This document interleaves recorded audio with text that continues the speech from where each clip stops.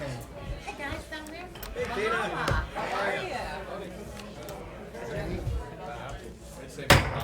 Let's call the meeting to order. Please stand for the Pledge of Allegiance. I pledge allegiance to the flag of the United States of America and to the republic for which it stands, one nation, under God, indivisible, with liberty and justice for all. Roll call, please, Bruce. Councilmember Ashaluni. Present. Councilmember Barrett. Here. Councilmember Bisbal. Here. Councilmember Ellis. Here. Mayor Pro Tem Gazelle. Here. Mayor Kajirski. Here. Councilmember Cusick. Here. In your packet on page 3 to 5 are the minutes of the April 18th meeting. Please review them, and if they appear in order, I need a motion to approve. So moved. Support. All those in favor, say aye. Aye. Anybody opposed? Also on pages 6 to 14 are the different committee and commission minutes. Again, we're accepting them in the public domain. I need a motion to accept. So moved. Second. All those in favor, say aye. Aye. Next item, public comment on agenda items. We have any, okay. I don't know whether I'm out of order or not. I have some comments on the Deeplands project. Well, we're going to do that separately, John. Thank So you. I'm going to invite public comment during the deep Thank you very much. presentation. Thanks. Any other public comment?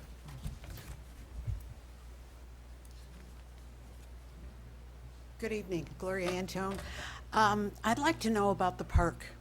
Now, when we have wells that are rented to non-residents, do they have access to our park, our facilities, et cetera? I mean, can they be picnicking? Can they be using the swimming pool? If they just have a boat well? Well, Mark, you want to address that? I'll have. Yes, they do. They do. They get a special passes just for them and for their, the family that would come to use the boat.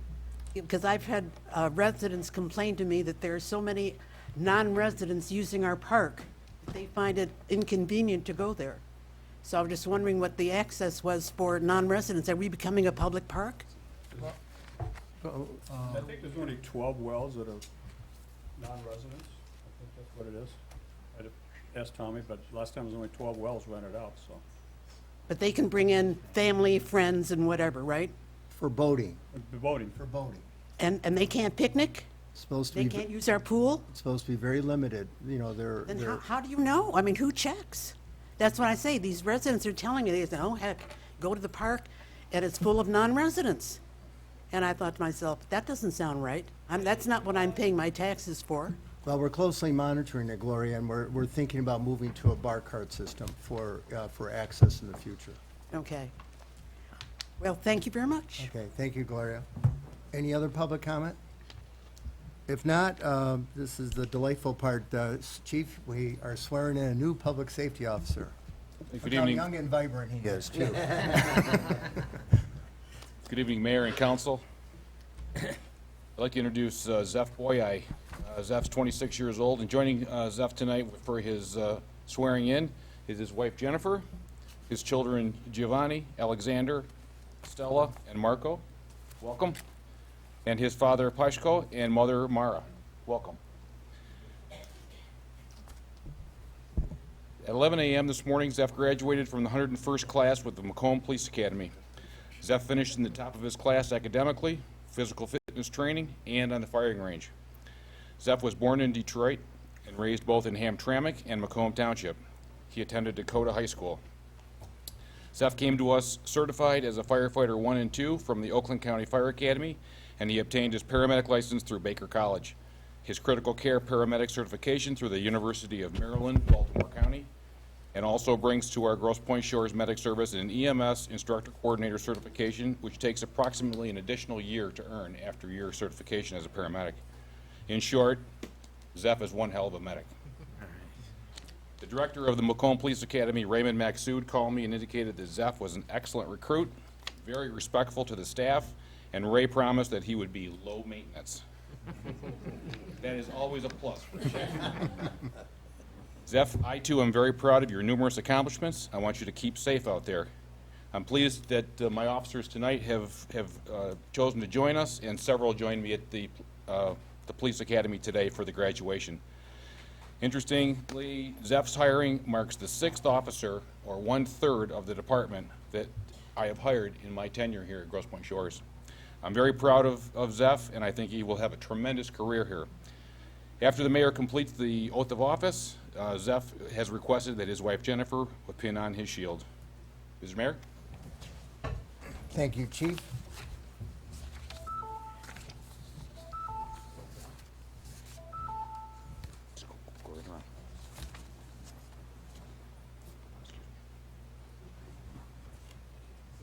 Please raise your right hand. Hereby solemnly swear and affirm. Please repeat. I do hereby solemnly swear and affirm That I will support the Constitution that I will support the Constitution of the United States of America of the United States of America and the Constitution of the State of Michigan, and the Constitution of the State of Michigan, and that I will faithfully discharge the duties of the position of Public Safety Officer. and I will faithfully discharge the duties of the position of Public Safety Officer. I will enforce the ordinances of the Village of Grosse Pointe Shores in Michigan State, Michigan City, I will enforce the ordinances of Grosse Pointe Shores and Michigan City and the counties of Wayne and Macomb, and the counties of Wayne and Macomb to the best of my ability, effective May 16, 2017. to the best of my ability, effective May 16, 2017. Welcome aboard, Zach.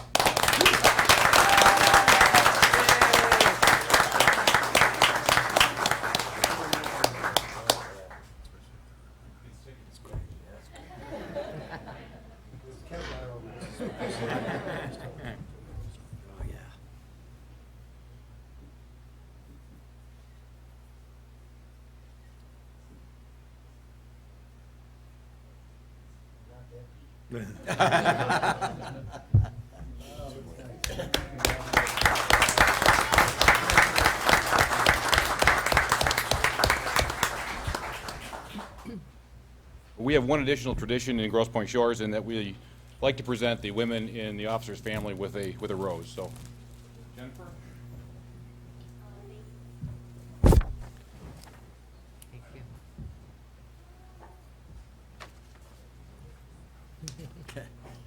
Get to work. Get your tools. Get to work. Yeah. Thank you, Chief. Thank you, Zach.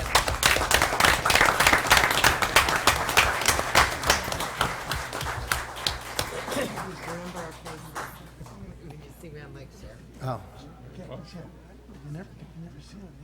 He's 26 years old. He's 4. He's 26. And whenever you got a nice big family. Yeah, that, Run to have a seat. You really don't know what they're going to say. Yeah. They're gonna rob you. Oh, no doubt.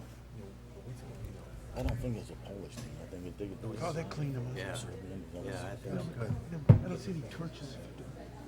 Cudgels. Bill Deepland's people. Go, Brian. That's a slam dunk. Oh, Bill. all right, the next item is Agenda 8, and it's the request of Russell Development Company for review of the tentative preliminary plat of the proposed Deeplands Lane subdivision, following the Planning Commission's recent vote to recommend to the City Council the disapproval of the tentative preliminary plat. These are just a few introductory comments about the next item. The request is being made pursuant to Grosse Pointe Shores Code of Ordinances, Chapter 16, which is the land division and subdivision chapter, and in particular, the provisions of Chapter 16 governing the City Council's review of tentative preliminary plats under Code Section 16-76. In connection with this, oh. Can you hear?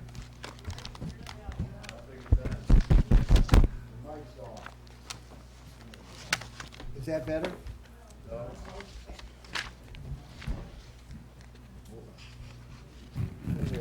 Blew a fuse.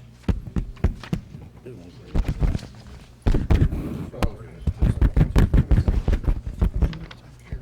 want to use mine?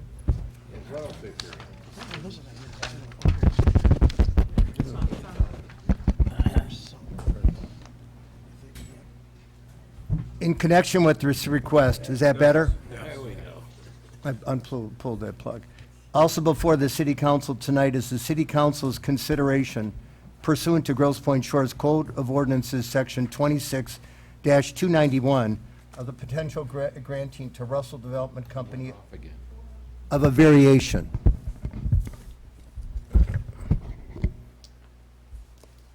From the cul-de-sac length and width requirements of Section 26-233 of the city's Chapter 26 subdivision design standards, which the Planning Commission also voted to recommend be denied.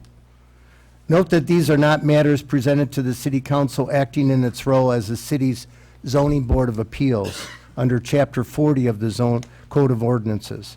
The tentative preliminary plat application, the actions that have since been taken with respect to it by the city's management and its planning commission, including the requested variation, have been conducted pursuant to the city's Chapter 16 and Chapter 26 review requirements, not those contained in Chapter 40. As this is not a zoning matter, tonight's activities do not constitute a public hearing pursuant to the Chapter 40 zoning provisions of the code. Nevertheless, the City Council will be receiving public comment on the request tonight following presentations by Russell Development Company in the city. Note that the factors to be considered by the City Council in reviewing a request for a variation under Chapter 26-291 of the subdivision design standards are nevertheless somewhat similar to what the City Council considers when reviewing a dimensional variance request under the zoning provisions of the code, i.e. the applicant must show, among other things, that undue hardship may result from strict compliance with the standards imposed by the city's Chapter 26 subdivision design standards. In particular here, the cul-de-sac width requirement of Code Section 26-233 7E, which requires 60 feet wide, terminating in a circle, and 120 feet wide across the diameter of the circle, and the cul-de-sac length requirement of Code Section 26-233 12C, maximum length of 600 feet. I know that both the city and Russell Development Company's representative will further address these and other requirements and issues associated with the tentative preliminary plat and variation proposals that are being held before the City Council tonight. But what I just discussed should give you a general idea of what we are to think about and act on tonight. By way of further background, as I noted, the city's Planning Commission has already reviewed and unanimously moved to recommend to the City Council denial of Russell Development Company's tentative preliminary plat application, as well as the denial of its request for a variation.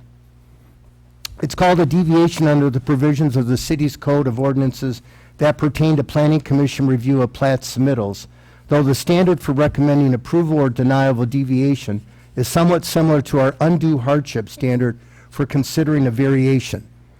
In this regard, the Planning Commission, in reviewing a request for a deviation from the cul-de-sac standards set forth in Section 26-233 12C, considers the following factors. Number one, there is no reasonable alternative means of development. Number two, taking into consideration the number of people in the plat or other development and the volume of traffic to be generated, there would not appear to be an unreasonable traffic danger or emergency vehicle access problem created. And three, all reasonable precautions and provisions are designed into the plat or other development to minimize present and future access limitation. Russell Development Company's proposed tentative preliminary plat was first presented to the Planning Commission at its regular meeting on February 28, 2017. Though the deviation request I just discussed was to have been presented at the time of the initial submittal of the tentative preliminary plat to the city's management, and in advance of that February 28th meeting, Mr. Russell at that meeting requested and was granted a 30-day extension of time to present to the Planning Commission a more detailed deviation request and to respond to other development issues that had been raised by the city's planning consultant and its engineering consultant in their written reports and comments on the records that were made during that meeting. A subsequent regular meeting of the Planning Commission was held on March 28, 2017. At that meeting, the Planning Commission considered both the tentative preliminary plat application and the cul-de-sac deviation request. Russell Development Company had just prior to the meeting presented to the city the more detailed deviation request I just mentioned, as well as at least some other information response to certain of the city's other concerns with the proposed tentative preliminary plat, including addressing the tree inventory and substantial replacement of trees to be removed within the proposed subdivision, the looping of the proposed water main within the proposed subdivision, and the showing of compliance of the proposed plat with certain of the city's other subdivision design standards relating to the required harmonious character of the proposed subdivision design with the rest of the neighborhood. Russell Development Company representatives presented at length during the March 28, 2017 Planning Commission meeting, as did the city's representatives. There were also numerous public comments presented by concerned owners of property adjacent to and near the proposed subdivision, as well as by a neighborhood association and other city residents. After the close of the presentation and public comment, the Planning Commission deliberated, and upon two separate motions, unanimously voted, number one, to recommend to the City Council that denial of the cul-de-sac deviation request, since it had been presented that alternative subdivision designs were available to the developer that would comply with the city's cul-de-sac requirements. And number two, to recommend to the City Council the denial of the tentative preliminary plat, as it was not in compliance with the requirements of the Code of Ordinances by the city, for the reasons presented by the city's representatives, as well as by city residents during public comment, i.e., the design of the proposed cul-de-sac, concerns with the harmonious character of the proposed subdivision with other residences in the neighborhood, and concerns with the proposed removal and required substantial replacement of trees within the proposed subdivision. In your packet tonight are materials submitted throughout the process to the city and to the City Planning Commission by the developer and its representatives, by the city's planning and engineering consultants, and its public safety department, by a traffic consultant engaged by the city with respect to the proposed development project, by interested and affected neighbors, and a neighborhood association, as well as other materials, including the minutes of the Planning Commission meetings conducted on February 28th and also in March. Pursuant to Section 16-76 of the city's tentative preliminary plat ordinance, our job as the City Council tonight is to consider and take action on the preliminary plat and its associated variation request by either denying, approving, or approving with conditions each of the two requests. We are not bound by the unanimously voted recommendations of the Planning Commission, but we are entitled to take note of those recommendations and of the underlying proceedings and the materials that were presented to the Planning Commission by the developer, by the city, residents, and others into determining whether to deny, approve, or approve with conditions each of the two requests via separate motions on each. We need to be clear to state on the record if and when any motions to deny, approve, or approve with conditions are made, why are we voting to deny, approve, or approve with conditions each of the proposed requests, and to make specific reference in our motions to the reasons for our actions, including reference to specific things and items of information with which we have been presented here tonight.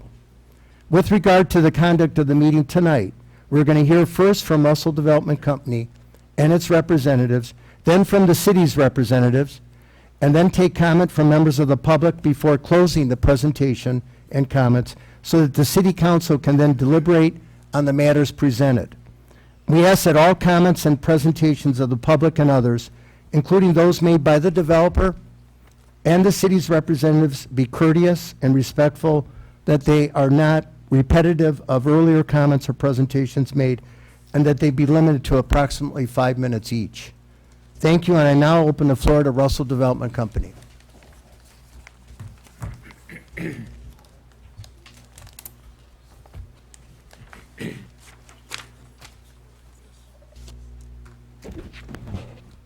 Mr. Mayor, good evening.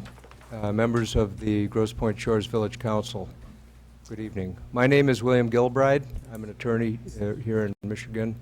I represent Deep Lands Development Company, which is the proprietor for this proposed subdivision for the property at 55 South Deep Lands. With me this evening is Rich Russell, who is the president of Deep Lands Development Company, And we are here tonight having fulfilled our obligations under the Planning Commission Ordinance, Section 16-75. We're here this evening asking you to review our site plan. We're asking you to grant tentative approval of a preliminary plat for residential development of the property at 55 South Deeplands in Wayne County, Michigan.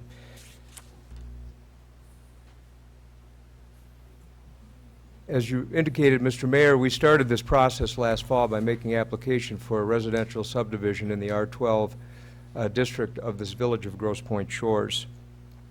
In January, we met with Mr. Wollenweber, the city engineers, city planners, and other administration personnel, and we, in an effort to develop a residential site plan to conform to the R12 zoning ordinance that's in effect for this property. We had a meeting in February, as you indicated, and following that meeting, we made some substantial revisions to the plans to take into consideration the concerns raised by the city administrative personnel and by the neighbors. We then had a hearing on March 28th, at which time the Planning Commission voted unanimously to deny a request for a road length deviation, and it consequently moved to deny the preliminary plat.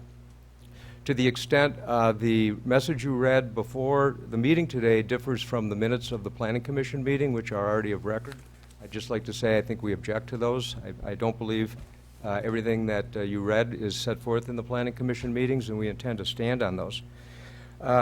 Nevertheless, the purpose tonight now is to give you a little bit of an overview on the site plan that we have and to talk about how the plan complies with your ordinance, and to talk a little bit about our road request deviation and a couple of other related facts. I will be to the point because I know you have a lot of constituents here this evening that have things they want to say. The first exhibit that's up here on the board, that is from the Village of Grosse Pointe Shores land use plan. That's taken from your city ordinances. That is the zoning map for the Village of Grosse Pointe Shores. And I put it up there primarily to show that down here at the very bottom, the lake would be where my hand is, and down here at the bottom, this yellow parcel is the 7.8 acre Stackpole property that's in the estate of Stephen Stackpole. And it shows a couple of things that I think are important. One is the entirety of the city of Village of Grosse Pointe Shores has been developed already in single-family residential style. And what we're proposing tonight in the form of our request for a preliminary plat approval tentative is to continue the development program that's been going on in the village for many years to subdivide and develop that Stackpole property also as a single-family residential subdivision. What is true and undisputed is that the plan that we have submitted complies with all of the ordinances of the Village of Grosse Pointe Shores, Wayne County, the state of Michigan, and the federal government, except for the length of the cul-de-sac. And as the mayor indicated, in the original plan that we put in for the February Planning Commission meeting, there were some deficits in the zoning as it related to the street width, the turnaround diameter, and so forth. But those were rectified, and additionally, at the Planning Commission hearing in March, we also indicated that we would accept a tentative approval of our preliminary plat subject to other elements that are not mandated by your ordinance or by state law, such as a preliminary landscape plan and preliminary deed restrictions and other requirements that are not of ordinance but were required of us by the village. And we went ahead and did that. And so it's clear the offer or the proposal we made at the Planning Commission and the one we're making is the same tonight. We're asking you to approve the tentative preliminary plan on a tentative basis, subject to a tree preservation, removal and replacement plan, as we offered, to be worked out between Mr. Marshall and Mr. Coulter, who we have retained to assist us in that regard, and make it approval tentative to a landscape plan for the cul-de-sac and for the private park, which is on Deeplands at the intersection of the roadway, and also make it subject to approval of the final building and use restrictions which we've previously drafted and submitted, but we would be, pleased to receive your approval subject to those conditions, which can be worked out in the ensuing year as we complete the preliminary plat final application. As I read the minutes of the Planning Commission meeting, the problem was that there was a motion, for us, the problem was there was a motion by Mr. Mitchell to deny the deviation request for the road length. And it's important, I think, that we are careful in the words that we use, because your ordinance at issue tonight, Section 26-233 Design Standards, speaks in terms of a deviation to the length of the cul-de-sac. Deviation is a term of art defined by your ordinance. It is not a variation, which is an undefined term, nor is it a variance. And as you indicated, Mr. Mayor, this is not a zoning board of appeals hearing, and only a zoning board of appeals has power under state law to consider variances. So we're not asking for a variance. We do not need a variance. We do not have to meet the requirements of state law or your ordinance to establish a variance. All we have to do is establish the grounds for a deviation, which are spelled out explicitly in your ordinance. And that's what I intend to address tonight. But if I wasn't already clear, we do not require a variance. We do not need to show undue hardship. We do not need to show practical difficulties. None of those are required in Section 26-233. None of those are powers granted to a planning commission or to a village council. Those are only powers that would be granted to a zoning board of appeals. So that being said, there were two grounds listed by Mr. Mitchell's motion at the Planning Commission. One was that we had failed to meet the requirements of the ordinance, and secondly, it was that there were alternative ways to design this that were not presented. All right. So with the first one, what I'd like to do is briefly look at our actual site plan, which is here. This will be our second exhibit. This is a blow-up of the site plan that's been presented to the city administration and was presented to the Village of Grosse Pointe Shores Planning Commission. As I indicated, this is a 7.8 acre parcel of real estate in Village of Grosse Pointe Shores. It's been occupied for many years as the Stackpole residence. Stackpole at one time owned about 80 acres of land in the village, and starting back in the early 1950s, gradually parceled it off and created single-family subdivisions. This is the so-called parent parcel from which all those subdivisions were propagated. We're proposing an 18-lot single-family subdivision. Each of the 18 lots meets or exceeds all of the requirements of your ordinance. It exceeds the minimum square footage. It meets or exceeds the lot width. It meets or exceeds the lot depth. We have included in the upper left-hand corner a underground stormwater detention system that will comply with the Wayne County and federal Clean Water Act requirements. That will be a privately owned water retention, drainwater retention and distribution system that will collect rainwater from the property.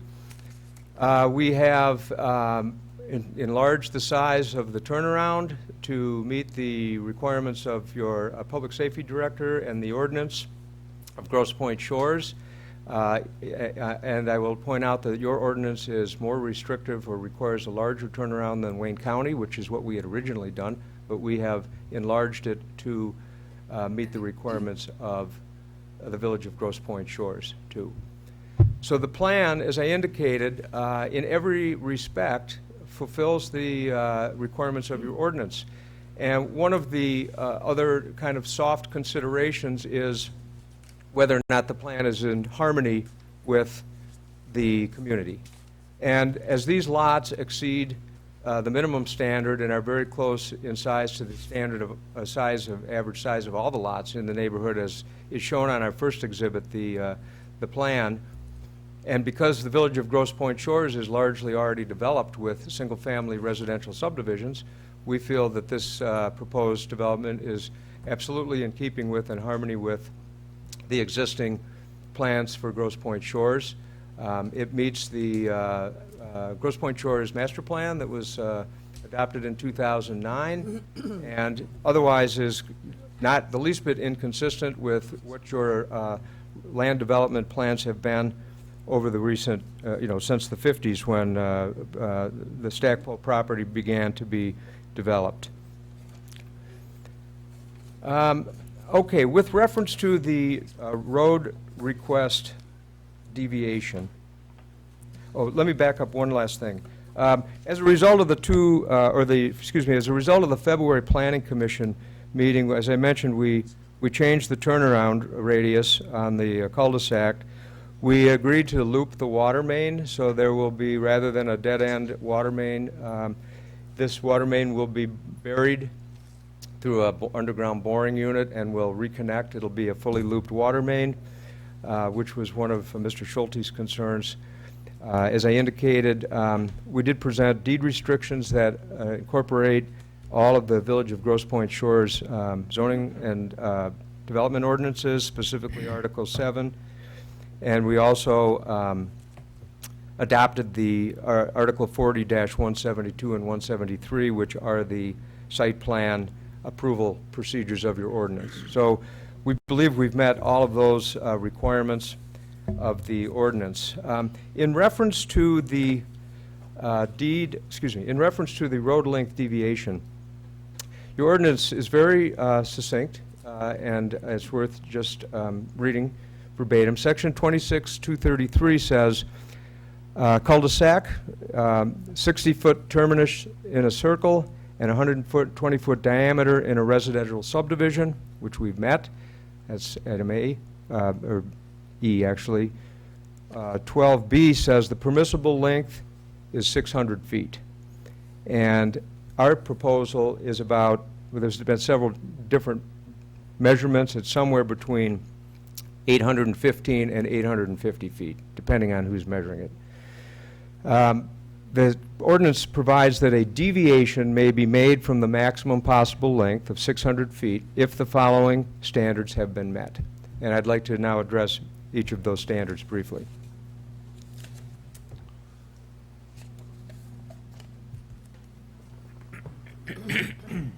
The first question is, under your ordinances, is there a reasonable alternative means of development?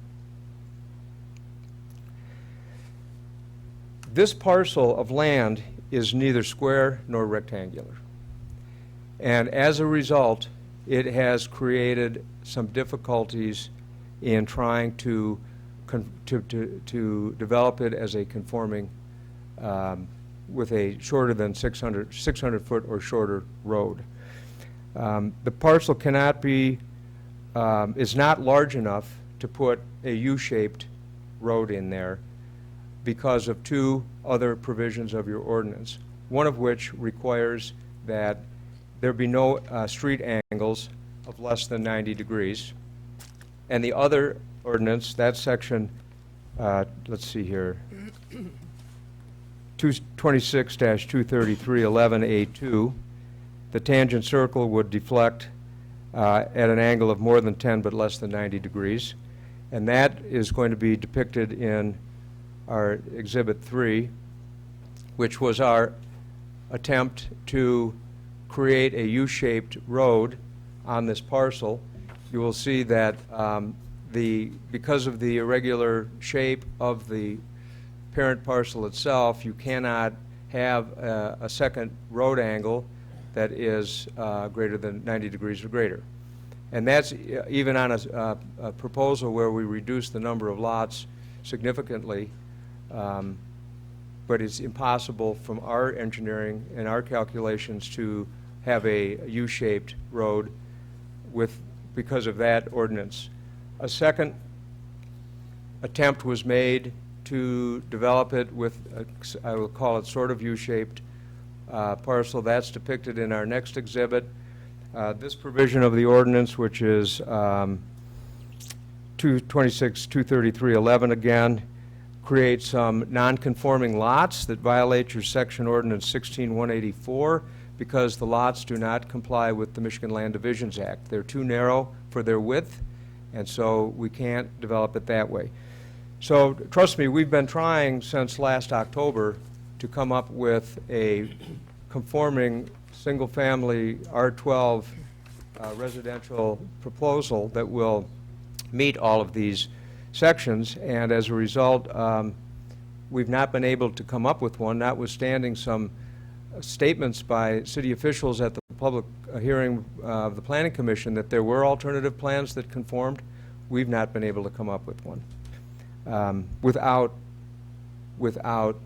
greatly reducing the number of lots and creating lots that in our estimation are not going to be as attractive or saleable because they're too big. Just like the Stackpole property is too big.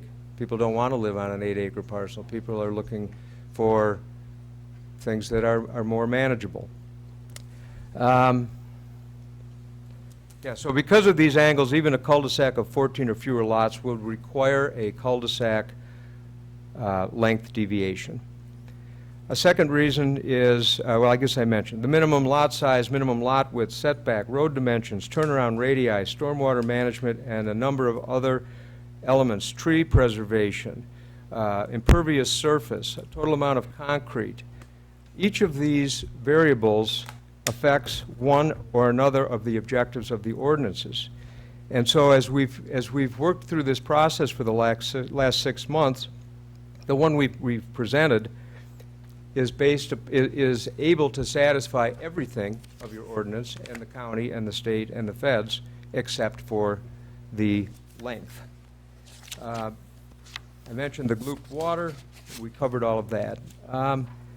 We also believe when you're considering the deviation that it's unreasonable to limit this cul-de-sac to 600 feet when there are successful examples of longer cul-de-sacs in Grosse Pointe Shores.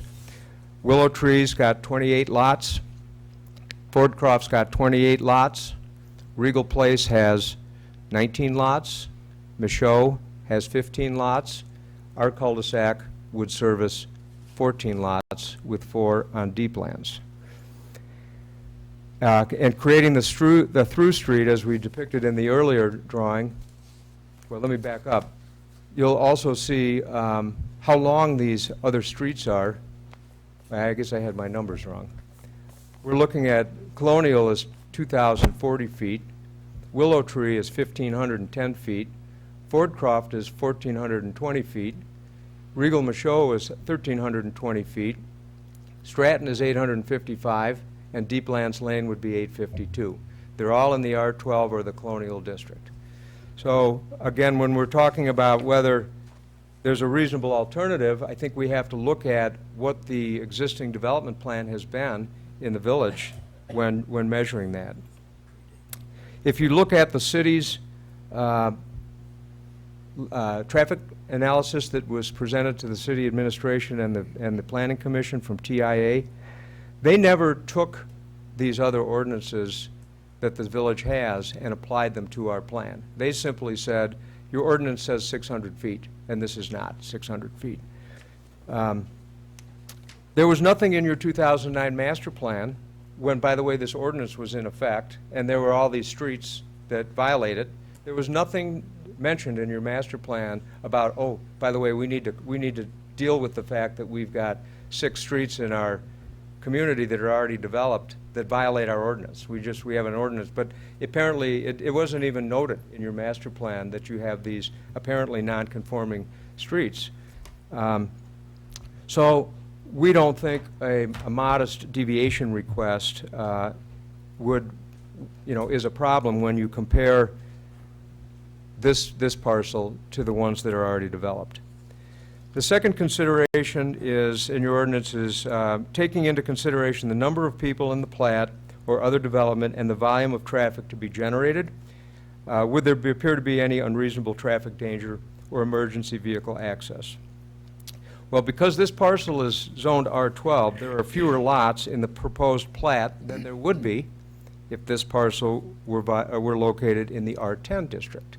Although your ordinance that says 600 feet doesn't distinguish between any of the zoning districts. So the Colonial Road District or the R10, Colonial Road, or Vernier Residence Districts all have the same 600-foot cul-de-sac maximum length. But because the density in R12 is the lowest, we're only talking about the same number of homes, 8, that would be on either side of this cul-de-sac, as there would be in R10. At 600 feet, there'd be 7.5 homes. So relatively speaking, when you're looking at whether there's a traffic issue, you could have a 600-foot cul-de-sac in the R10 district servicing essentially the same number of homes off by 1/2 of a house as we'd be servicing in the R12 district at 852 feet, because the R12s are 12,000 square foot lots and the R10 are 10,000 square foot lots, so they're narrower. There are no features to this development that make it more or less dangerous or accessible than the existing cul-de-sacs in the community. And if a longer cul-de-sac was necessarily unsafe, the ordinance would not give the Planning Commission and the Village Council the authority to grant a deviation. That would make no sense. Since the city's ordinance was adopted, the Institute of Traffic Engineers has recommended a longer cul-de-sac length at 1,500 feet. We introduced before the Planning Commission, and as part of the record here, the report of Brad Strader. Brad is a certified transportation planner. He works for 50 communities in the state of Michigan. He is an advisor to MDOT, Wisconsin DOT, the Michigan County Road Commission. He's a member of the International Transportation Research Board, and he has published a number of manuals for municipalities and townships and counties across the country. And he gave the opinion, and he opined on a couple of things. First of all, he says the city's maximum cul-de-sac length is not unusual for older communities, but is an outdated standard. The Institute of Transportation Engineers recommend a maximum length of 1,500 feet, and where lots are 8,000 square feet or larger, and that a cul-de-sac can serve up to 20 single-family homes. Well, obviously, our lots are 12,000 square feet, and we're only talking about servicing 14 homes. So the proposed cul-de-sac deviation, if granted, would be consistent with current transportation standards. Your ordinance section 16-182 instructs that the local street layout shall include streets laid out so as to discourage through traffic and high-speed vehicular traffic. So by deviating to permit an 852-foot cul-de-sac, that will closely ally with the ordinance's encouragement that you avoid through streets and people speeding through them. And by granting a deviation, you would have one intersection to contend with and not two. The city's traffic study through TIA indicated that traffic and road capacity are not an issue in this neighborhood.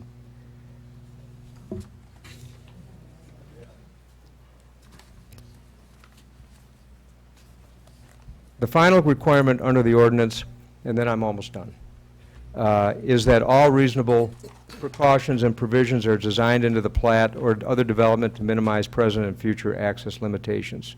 As we've indicated, all other elements of your ordinance are met, and there is nothing in the record that would indicate why the extra 252 feet would suddenly imperil members of the Village of Grosse Pointe Shores. It's also consistent with the developed streets as we've seen in our exhibit. And this ordinance expressly empowers the village to grant a deviation in situations just like this, where we can't otherwise develop the property in a conforming way with your other ordinances.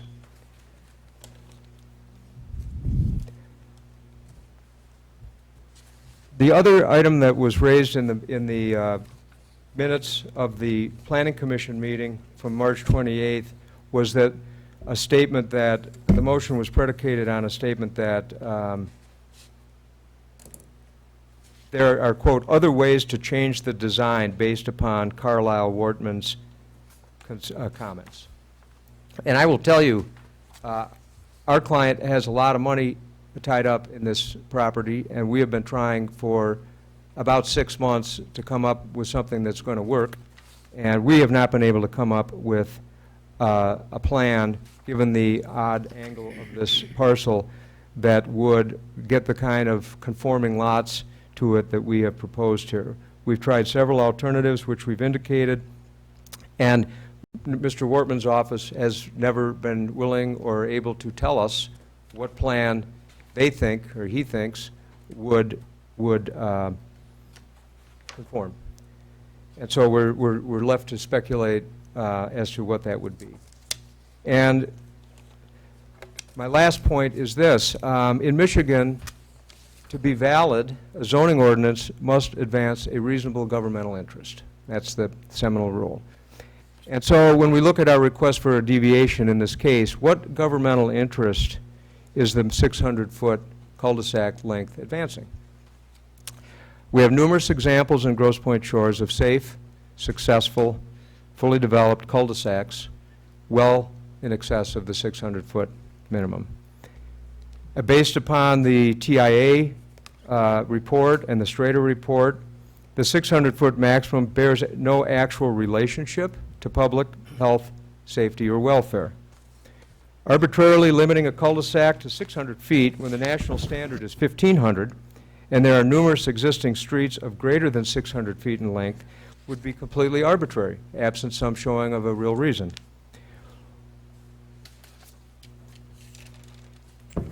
There is no competent or material evidence before you on which to deny the deviation where the proposed subdivision otherwise meets, or in many cases exceeds, all of the applicable state, federal, county, and city rules and ordinances. Refusal to grant a road length deviation in this case does not represent the reasonable exercise of discretion granted by law, because the application is otherwise consistent with the city's ordinances and all of the already developed land in Grosse Pointe Shores. And under the Michigan Land Divisions Act, when someone presents a conforming subdivision application, there's a duty at law to approve it. And we think we're close to that here. We're asking that this village council consider our position and the comments tonight. We think we have succeeded in presenting something to you that is very attractive compared to all of the developed property around it. We're asking specifically for tentative approval on our preliminary plat application.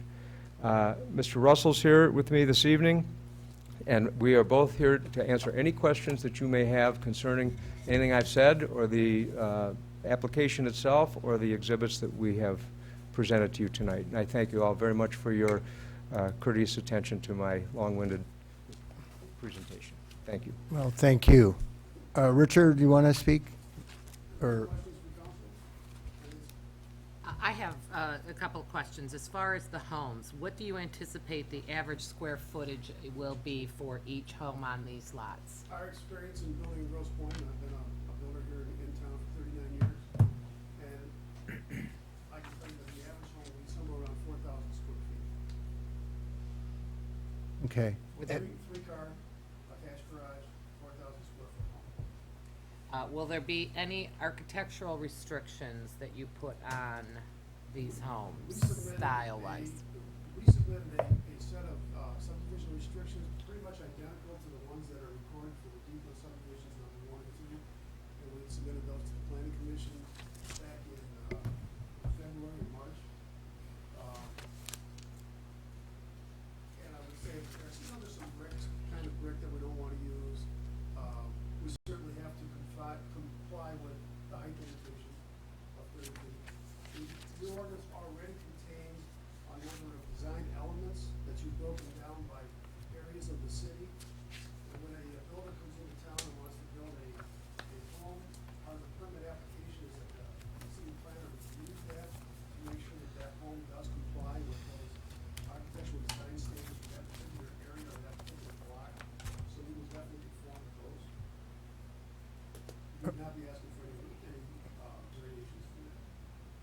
All right, thank you. At this time, I'd like to hear from the city's planner before we open it for public comment.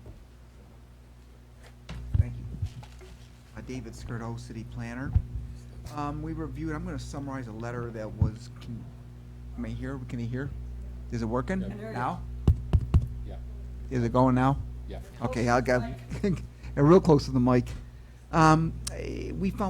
We drafted a letter dated May 1st that's been submitted as part of your packet. I'm going to summarize page 2, which itemizes 4 concerns we have with both the code of ordinances and the zoning ordinance.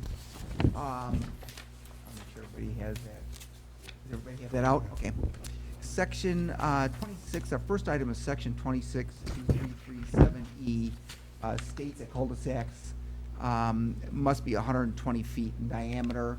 The original plan was 110 feet. We understand through tonight that they have met the 120-foot diameter requirement. However, we do register concern that additional tree loss because of the added cul-de-sac diameter and kind of exasperating the noise and headlight problems affecting residences that are directly to the east of where the cul-de-sac ends. Item 2 is another code issue. This is the length of the cul-de-sac. It was spoken to at great length tonight. 850 feet is proposed, 600 maximum feet is required, which is deficient. Item 3 has to deal with zoning. It's the number of replacement trees we feel is deficient. 1 tree per lot has been proposed. The ordinance requires substantial replacement as a condition of approval, and we do not feel that substantial replacement has been met. And finally, in terms of architectural design, which is part of your zoning ordinance, we do not have enough information. We have deed restrictions, but not enough visual information to comment as to whether architectural design meets neighborhood standards. Okay, thank you. Well, this, yes. One comment about the cul-de-sac. If you look at the site plan or any site plan you have, the right-of-way is 60 feet for the road. But the actual paving, curb to curb, is 27 feet. What the cul-de-sac, where they're mentioning 120 feet, doesn't it increase the loss of trees because the paving itself has a radius of 43 feet, curb to curb. It's just the right-of-way that surrounds the pavement, which is a 60-foot radius, which is 120 feet. It's not 120 feet of concrete. So there would be no, even though the Wayne County standard is 110 and the Shores standard is 120, it's just grass. So, or undisturbed soil. So it would not result in an increase in loss of trees. Okay, thank you for clarifying that. Can I ask a question? Sure. Planner? Dave, you said that you hadn't seen architectural drawings. At this point, is that premature at this point, because we're not asking for site plan approval? We're asking for a plat of property with site plan approval to come